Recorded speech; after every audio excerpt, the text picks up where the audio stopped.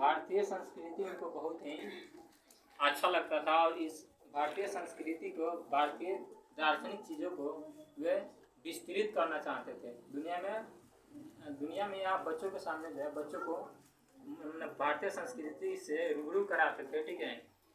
और जब वे प्रथम उपराष्ट्रपति बने 1952 में, 1952 से 1962 तक, 1952 से 1962 तक उपराष्ट्रपति के पद पर रहे, ठीक है। और 1962 के बाद जब डॉक्टर राजेंद्र प्रसाद हटे राष्ट्रपति के पद से, ठीक है, तो अब उनके बाद जो है दूसरा राष्ट्रपति बनने वाले डॉक्टर एस राधाकृष्णन यानी सर्वपल्ली राधाकृष्णन ही हुए। लास्ट में उनके जो शिष्य लोग थे, छात्र लोग थे, तो उनसे पूछे कि हम लोग आपके जन्मदिन को मनाना चाहते हैं, ठीक है। आप लोग को क्या समझ में आता है कि उनके छात्र ने या उनके जो छात्र थे या जो भी उनके शिष्य थे उनसे उनके जन्म दिवस मनाने के लिए क्यों पूछे? शिक्षक सम्मान क्या पूछे? क्योंकि उनका शिक्षक के पद पर कर्तव्यनिष्ठता और ईमानदारी तो बहुत ज़्यादा था, ठीक है। उसके अलावा राष्ट्रपति भी बने, इतना ऊंचे उपराष्ट्रपति बने और राष्ट्रपति बने, इतने ऊंचे पद पर गए, ठीक है। और शिक्षा के क्षेत्र में वे बहुत समय बिताए थे और उनके अंदर जो कर्तव्यनिष्ठता और ईमानदारी की जो भावना थी या बच्चों के प्रति जो त्याग और समर्पण की जो भावना थी, उसी भावना के चलते बच्चों ने उनके प्रति अपने भाव को प्रकट किया, अपने जिज्ञासा को लाया, इच्छा को लाया कि हम आपके जन्मदिन को मनाना चाहते हैं।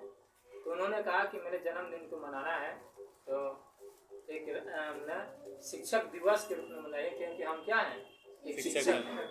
वे राष्ट्रपति के रूप में अपने आप को सुशोभित करना नहीं चाहते थे, उपराष्ट्रपति के रूप में उतना मतलब अपने आप को लोगों के सामने मतलब प्रस्तुत करना नहीं चाहते थे। वे चाहते थे कि लोग हमें, ठीक है, लोग हमें एक शिक्षक के नज़र से देखें। इसलिए उनके अंदर का जो अंतरात्मा होता है ना, ठीक है, वह उस अंतरात्मा में एक शिक्षक का ही गुण था। बाकी सब भले गुण कम हो, लेकिन शिक्षक का जो भी गुण होता है कर्तव्यनिष्ठता होता है। कर्तव्यनिष्ठता का अर्थ है अपने काम के प्रति लगाव, ठीक है, ईमानदारी जो था और बच्चों के प्रति त्याग और समर्पण जो था, ठीक है। इसके चलते वे चाहते थे कि लोग हमें क्या एक शिक्षक के रूप में ही माने। तब से जो है उसके बाद 1954 में भारत सरकार द्वारा उनको भारत का सर्वोच्च सम्मान भी दिया गया। अब भारत का सर्वोच्च सम्मान क्या है? भारत रत्न से उनको सम्मानित किया गया 1954 में।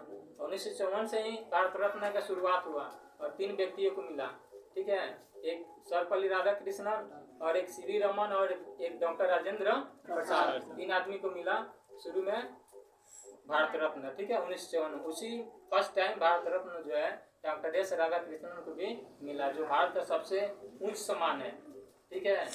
उसके अलावा 27 बार वे नोबेल प्राइज के लिए भी नामित हो चुके थे, लेकिन मिला नहीं। लेकिन उनका यहाँ से जो है नोबेल प्राइज का जब वितरण का समय होता है, ठीक है, किसको दिया जाए किसको नहीं दिया जाए, तो भारत से जो है नाम 27 बार गया था, 27 या 17 बार मिस्टेक करें, लेकिन 27 बार लगभग गया था, यानी 27 बार नोबेल प्राइज के लिए नामित हुए थे।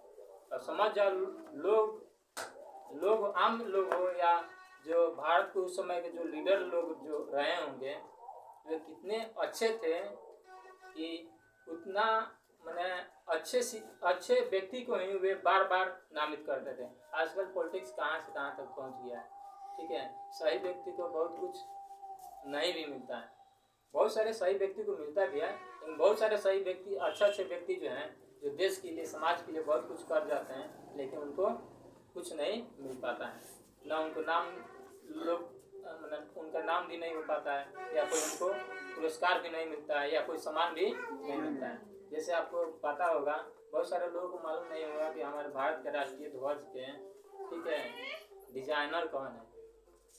अब समझ जाओ, राष्ट्रीय ध्वज जो है देश का प्रतीक है, इसका डिजाइनर छात्र सबको, जबकि आप लोग 9 10 इंटर तक के बच्चे हैं, तो अब नहीं मालूम है कि भारत के राष्ट्रीय ध्वज के जो डिजाइनर कौन है। राष्ट्रगान के जानते हो कि हमारे रविंद्रनाथ टैगोर, ठीक है। राष्ट्रगीत का जानते हो बंकिम चंद्र चटर्जी, लेकिन राष्ट्रीय ध्वज के डिजाइनर कौन है उनको भी नहीं जानते हो। और एक बहुत गरीब और साधारण व्यक्ति थे, ठीक है, पिंगली वेंकैया, ठीक है, पिंगली वेंकैया, बहुत साधारण और गरीब, सरकार उनको थोड़ा भी ध्यान नहीं दिया, ठीक है। अभी तो मेरा कहने का अर्थ है कि ये भारतीय जो परंपराएं है जो भी है और सब देश के परंपराओं से बहुत ही अच्छा है। यहाँ का कहना है कि हमारे देश का एक ही क्या होता है कि विचार होता है या दर्शन है कि वसुधैव कुटुंबकम, यानी पूरा दुनिया ही क्या है, संसार है। हम लोग मानते हैं, सिर्फ इंडिया के लोग मानते हैं कि वसुधैव कुटुंबकम, यानी पूरा दुनिया क्या है, संसार है, ठीक है। पूरा दुनिया क्या है, सॉरी, पूरा दुनिया जो है एक है, पूरा देश जो है अलग अलग नहीं है, क्या है, एक है। पूरा दुनिया का एक ही मुकुट होना चाहिए, ठीक है। पूरा दुनिया के लोग जो है एक समान है।